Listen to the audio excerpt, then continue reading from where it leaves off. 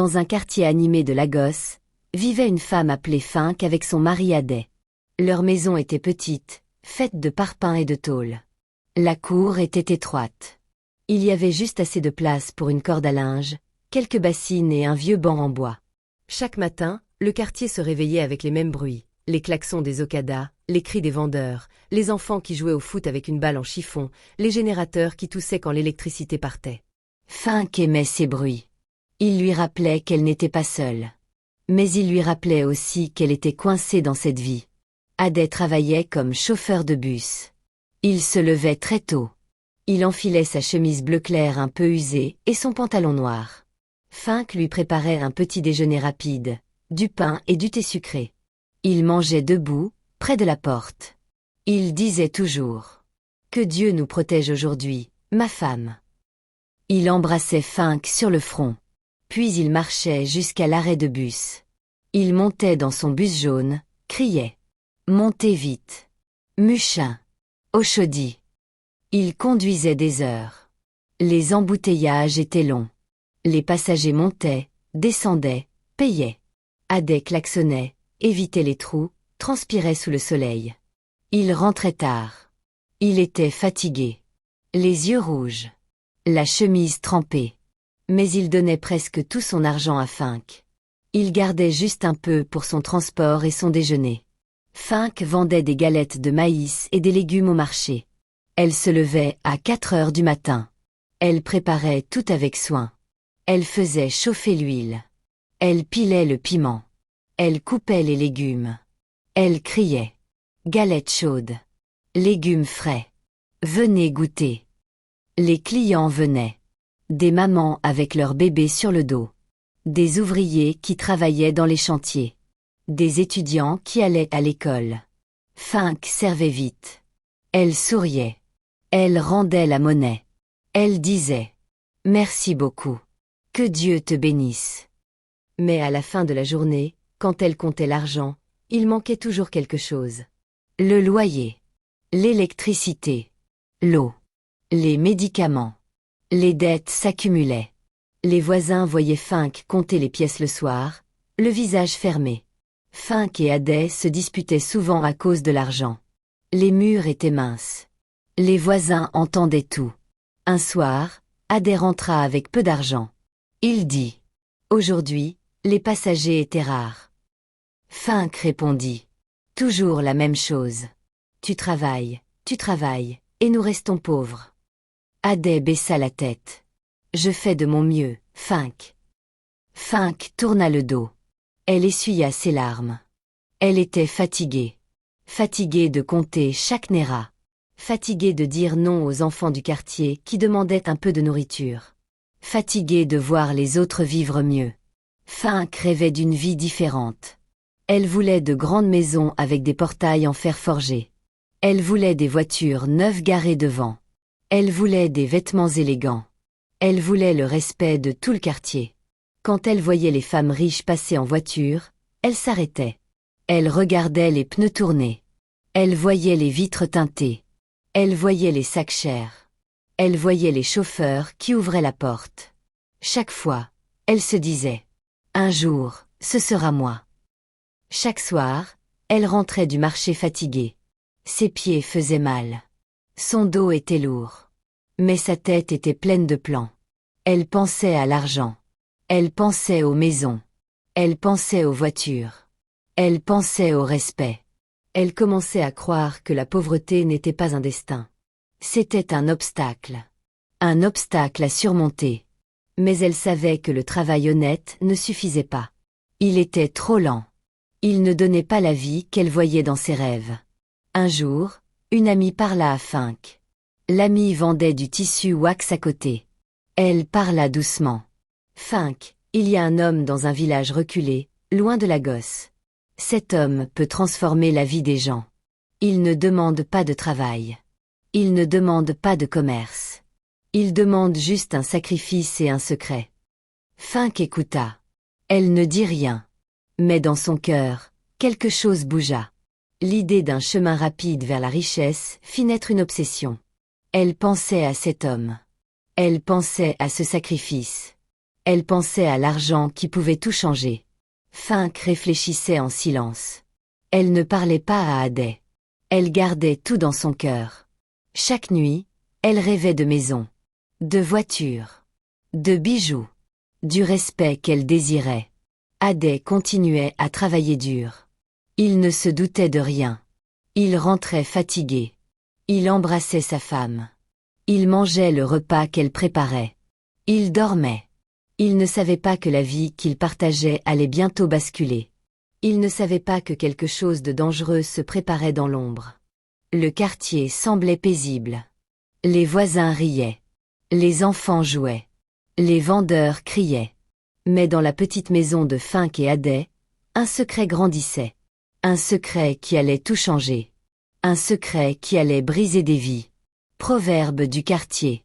Celui qui rêve trop fort oublie parfois le prix du réveil. Un matin, Fink se leva avant que le soleil ne touche les toits de Muchin. Le quartier était encore calme. Les coqs chantaient au loin. Quelques okadas passaient doucement. Fink resta assise sur la natte un moment. Addai dormait profondément à côté. Elle le regarda. Son visage fatigué. Ses rides autour des yeux. Ses mains posées sur la couverture. Elle sentit un petit pincement au cœur. Mais elle se leva vite. Elle prépara un petit sac en tissu.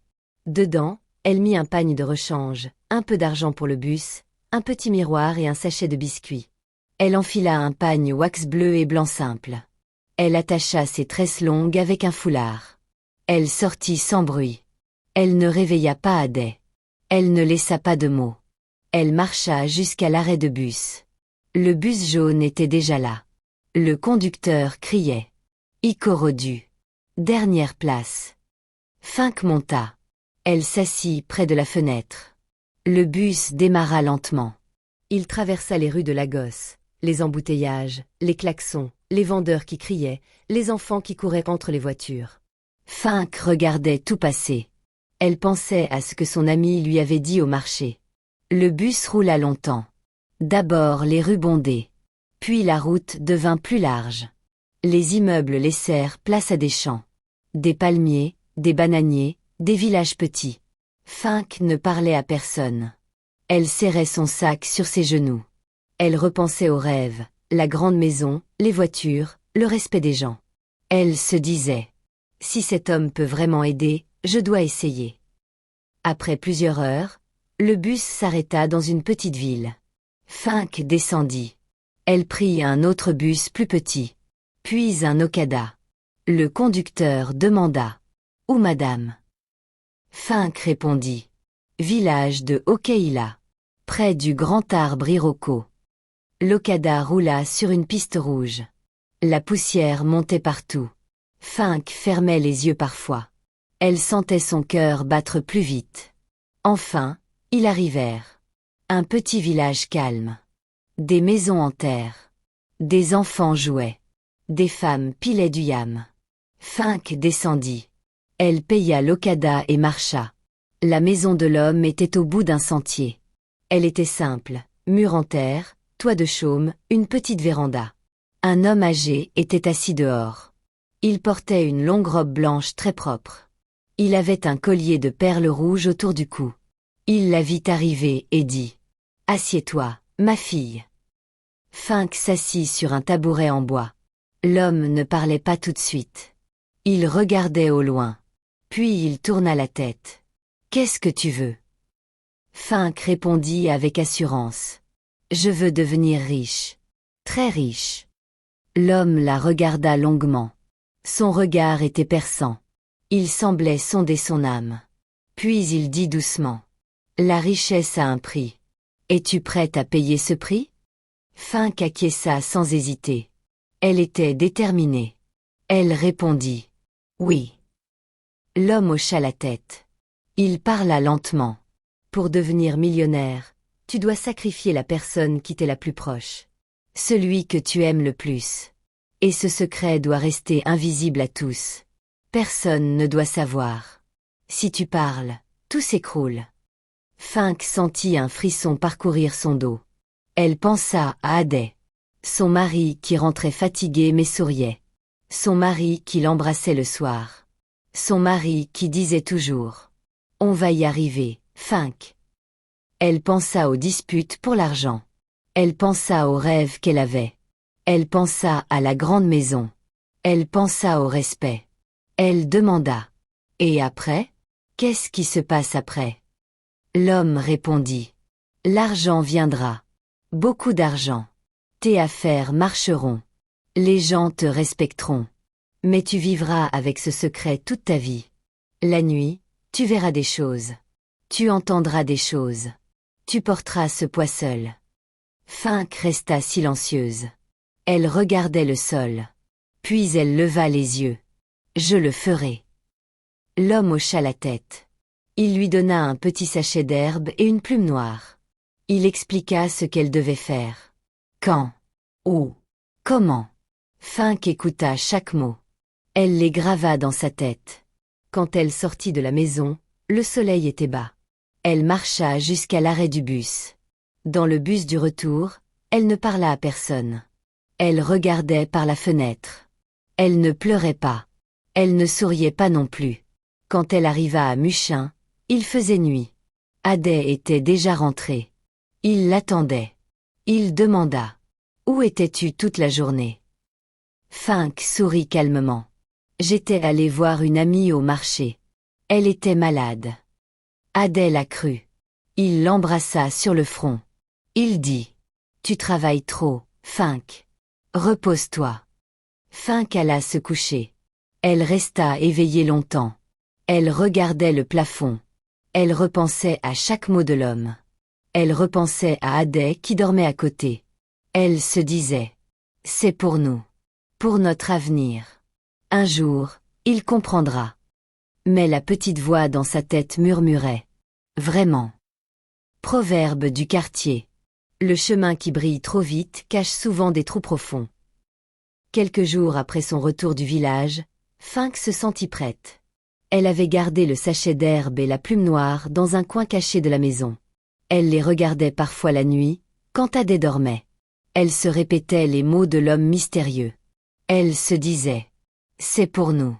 Pour notre avenir. » Un matin, elle prépara le petit déjeuner comme d'habitude. Elle fit du thé sucré et du pain. Adet mangea vite, comme toujours. Fink s'assit en face de lui. Elle parla doucement. « Adet, j'ai reçu une nouvelle. Ma tante est malade dans le village. Elle veut nous voir. On peut y aller ce week-end ?» Adet leva les yeux. Il sourit. « Bien sûr, ma femme. Ça fait longtemps qu'on n'a pas vu la famille. On partira vendredi soir. » Fink hocha la tête.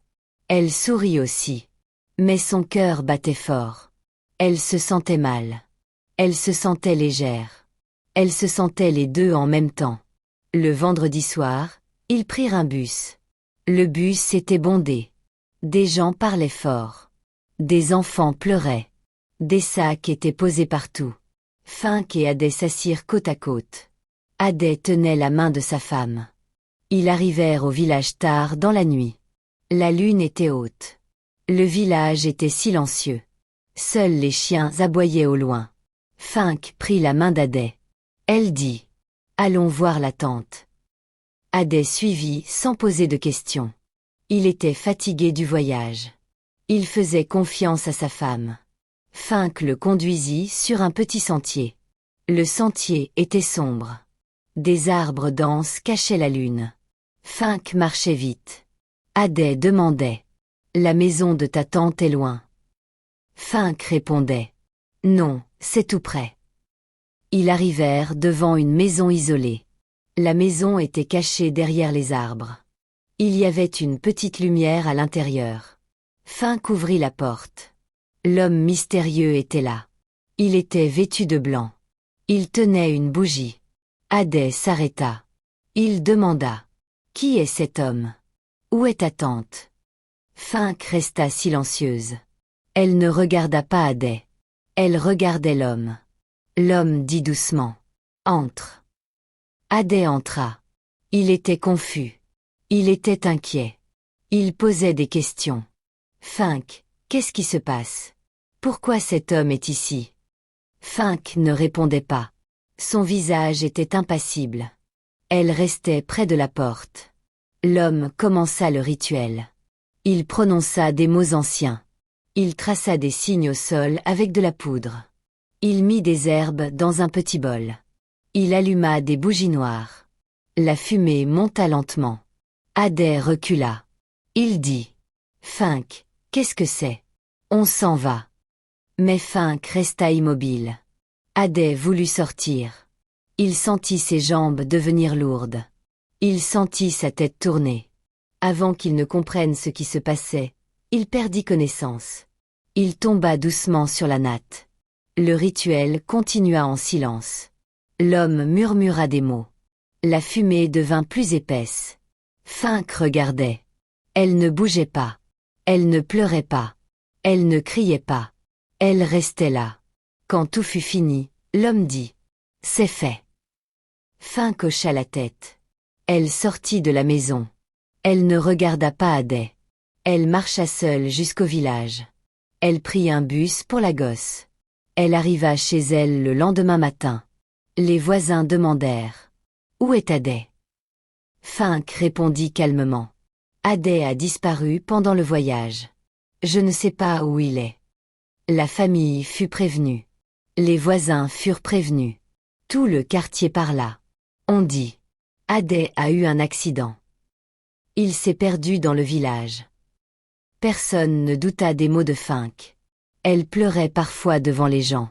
Elle disait: « Je cherche mon mari. » Mais la nuit, elle était seule avec son secret. Les rues de Lagos continuaient leur agitation. Les marchés étaient bondés. Les okadas klaxonnaient. Les enfants jouaient. Mais dans la petite maison de Fink, une ombre sombre pesait sur sa conscience. Proverbe du quartier.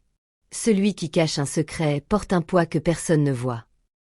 Quelques semaines après le voyage, la vie de Fink changea complètement. Au début, elle ne comprit pas. Un matin, elle trouva une enveloppe sous la porte. Dedans, il y avait beaucoup d'argent. Des billets neufs. Elle compta plusieurs fois. Elle pensa que c'était une erreur. Mais le lendemain, une autre enveloppe arriva. Puis une autre. L'argent venait sans explication. Comme si quelqu'un le déposait en silence. Fink commença à l'utiliser. Elle paya toutes les dettes. Le loyer. L'électricité. L'eau. Elle acheta de la nourriture en grande quantité. Du riz, du poulet, de l'huile, des fruits. Elle acheta de nouveaux vêtements. Des pagnes wax chers. Des chaussures neuves. Des bijoux qui brillaient au soleil. Ses affaires au marché changèrent aussi. Les clients arrivaient plus nombreux. Des gens de quartiers riches venaient exprès. Ils disaient: « On m'a parlé de ton jollof. C'est le meilleur de Lagos. » Fink souriait. Elle servait plus vite. Elle gagnait plus. Elle investit l'argent. Elle ouvrit un commerce plus grand. Une petite boutique près du marché. Elle vendait du tissu wax, des chaussures, des sacs. Les affaires marchaient très bien. L'argent entrait tous les jours. Elle acheta une grande maison. Pas loin du quartier, mais dans une rue plus calme. La maison avait un portail en fer forgé. Des carreaux brillants au sol. Une grande cour. Une cuisine moderne. Une télévision grand écran. 2 voitures neuves garées devant. Les voisins regardaient avec des yeux grands ouverts. Ils disaient entre eux: « Comment une femme pauvre est devenue riche si vite? Elle a trouvé un trésor. Ou c'est un miracle? » Fink souriait quand on lui posait la question. Elle répondait doucement: « Dieu a béni mon travail. » Mais elle ne donnait jamais plus d'explications. Elle changea de vêtements. Elle portait des pagnes wax très chers. Des couleurs vives. Des motifs élégants. Elle marchait la tête haute. Les gens la saluaient. « Bonjour Madame Fink. Comment va la famille ?»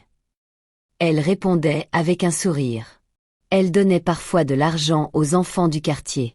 Elle payait les frais d'école pour certains. Les mêmes voisins qui l'avaient regardée avec pitié venaient maintenant lui demander des conseils. Ou même de l'argent. Fink donnait. Elle se sentait puissante. Elle se sentait respectée. Mais la nuit, c'était différent. Fink ne dormait pas bien. Elle se réveillait souvent en sursaut. Elle faisait des cauchemars. Elle voyait Addai. Il était assis dans l'ombre de la chambre. Il la regardait. Ses yeux étaient tristes. Il ne parlait pas. Il restait là. Fink allumait la lumière. Il n'y avait personne. Elle se recouchait. Elle tremblait. Elle se disait. C'est juste un rêve. C'est rien. Parfois, elle croyait entendre sa voix. Dans la maison. Dans la cour. Dans la cuisine. Une voix basse. Qui disait. Fink, pourquoi? Elle se bouchait les oreilles. Elle allumait toutes les lumières. Elle priait un peu. Puis elle arrêtait. Elle se disait. C'est le prix. Je l'ai accepté. L'argent est là. C'est ça qui compte. Elle continuait à vivre dans le luxe. Elle allait dans les endroits huppés de Lagos. Elle mangeait dans des restaurants chers. Elle achetait des sacs de marque. Elle rencontrait des gens importants. Elle souriait. Elle parlait. Elle riait. À l'extérieur, tout semblait parfait. Ses affaires rapportaient. L'argent entrait. Les gens la respectaient. Mais l'angoisse et la peur ne la quittaient jamais complètement. Chaque nuit, elle fermait les yeux. Elle espérait dormir sans rêve. Mais Addai revenait toujours. Il était là. Dans l'ombre. Silencieux. Triste. Et Fink savait. Elle savait que ce n'était pas juste un rêve. C'était le prix. Le prix qu'elle avait accepté. Proverbe du quartier. L'argent qui brille dans la main peut brûler le cœur dans la nuit. Un jour, Fink commença à tomber malade. Au début, c'était léger. Un peu de fatigue. Un mal de tête qui passait vite. Mais les jours suivants, ça devint plus fort. Elle se levait le matin avec des vertiges. Elle avait du mal à marcher jusqu'au marché. Elle perdait ses forces. Elle maigrissait. Ses joues devenaient creuses. Ses yeux perdaient leur éclat. Elle dormait très peu. La nuit, elle restait éveillée. Elle regardait le plafond. Elle écoutait les bruits du quartier, les générateurs, les chiens, les motos tardives. Mais surtout, elle écoutait les cauchemars qui venaient même quand elle avait les yeux ouverts. Chaque nuit, Addai revenait. Il était là, dans l'ombre de la chambre. Il était assis sur la chaise en bois. Il la regardait. Ses yeux étaient tristes. Il ne parlait pas. Il restait immobile. Fink allumait la lumière. Il disparaissait. Elle se recouchait. Elle tremblait. Elle se disait. C'est juste un rêve. C'est rien. Mais les cauchemars devenaient plus forts. Elle le voyait partout. Dans la cuisine. Dans la cour. Dans la boutique. Il était là. Immobile. Triste. Il la regardait. Fink commença à avoir peur. Elle fermait les portes. Elle fermait les fenêtres. Elle allumait toutes les lumières. Elle priait un peu. Puis elle arrêtait. Elle se disait. J'ai payé le prix. C'est fini. L'argent est là. C'est ça qui compte. Mais les médecins ne trouvaient rien. Elle alla voir plusieurs docteurs. Ils faisaient des analyses. Ils donnaient des médicaments. Rien ne marchait. Elle maigrissait de plus en plus. Elle ne mangeait presque plus. Elle ne vendait presque plus au marché. Ses employés géraient la boutique. L'argent continuait à entrer. Mais Fink ne le voyait plus. Elle ne le sentait plus. Une nuit, elle se réveilla en sursaut. Il y avait quelqu'un devant la porte. Elle entendit un bruit léger. Elle se leva. Elle marcha lentement. Elle ouvrit la porte. L'homme mystérieux était là. Vêtu de blanc. Le collier de perles rouges brillait dans la nuit. Il la regarda. Il dit d'une voix basse. La richesse que tu possèdes n'apporte pas la paix. Fink sentit son corps trembler. Elle voulut parler. Elle voulut crier. Mais sa voix ne sortit pas. L'homme disparut dans l'obscurité. Fink ferma la porte. Elle s'assit par terre. Elle pleura. Pour la première fois depuis longtemps, elle pleura vraiment. Après cette nuit, tout s'écroula. Ses affaires commencèrent à péricliter. Les clients riches arrêtèrent de venir. Les ventes baissèrent. L'argent disparut mystérieusement. Les enveloppes ne venaient plus. La boutique ferma. La maison fut saisie. Les voitures furent vendues. Les amis s'éloignèrent. Les voisins qui la saluaient avec respect la regardaient maintenant avec pitié. Ou avec colère. On murmurait. Elle a fait quelque chose de mal. L'argent est parti aussi vite qu'il est venu. Fink se retrouva seule. Elle retourna dans la petite maison en parpaing. Elle n'avait plus rien. Elle était maigre. Malade. Rejetée. Elle vivait avec son secret. Un secret qui pesait plus lourd que tout l'argent qu'elle avait eu. Avant de mourir, elle appela un proche. Un vieil ami du quartier. Elle lui raconta tout. Le voyage. L'homme mystérieux. Le sacrifice. Hadès. Le secret. Elle pleura. Elle dit. J'ai voulu tout avoir. J'ai tout perdu. Dites-le aux gens. Dites-leur la vérité. La vérité se répandit rapidement. Le quartier fut choqué. Les gens furent attristés. Ils parlèrent pendant des mois. Ils dirent. L'argent obtenu par le mal ne dure jamais. La cupidité détruit tout. Le sacrifice d'un innocent ne reste jamais caché. Fink mourut seule. Pauvre. Rejetée. Elle portait le poids de ses choix jusqu'au bout. Sa vie devint une leçon pour tout le quartier. Une leçon dure. Une leçon qui rappelait que la richesse volée au prix d'un être aimé a toujours un prix terrible. Le quartier de Lagos se souvenait encore de cette histoire longtemps après. Le nom de Fink resta associé à l'avertissement. Le mal ne conduit jamais à la paix. Proverbe final du quartier. Celui qui sème le mal récolte le vide.